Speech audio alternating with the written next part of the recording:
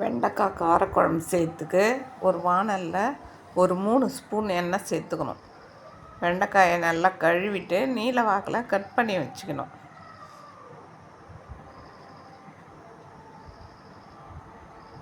வெண்டைக்காயை அதில் சேர்த்து நல்லா வதக்கி எடுத்துக்கணும். குழம்பு போகிற அளவுக்கு வதக்கி எடுத்துக்கணும்.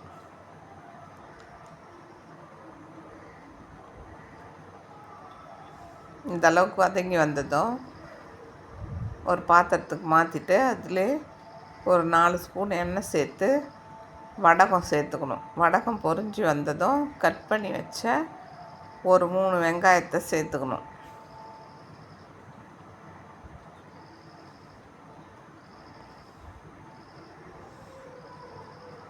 சேர்த்து நல்லா வதக்கி விட்டு உரித்து வச்ச பூண்டு ஒரு 10 பல் பூண்டு சேர்த்து நல்லா வதக்கணும்.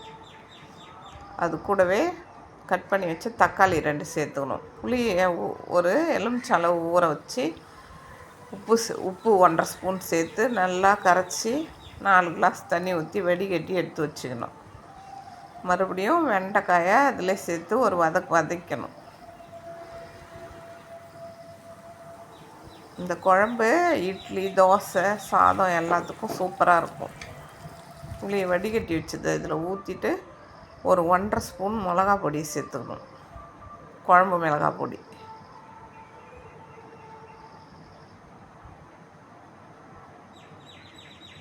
சேர்த்து நல்லா கலந்து விட்டு நல்லா கொதிக்க வச்சு இறக்கி வச்சுக்கணும். சூப்பராக இருக்கும். கொதிச்சுட்டு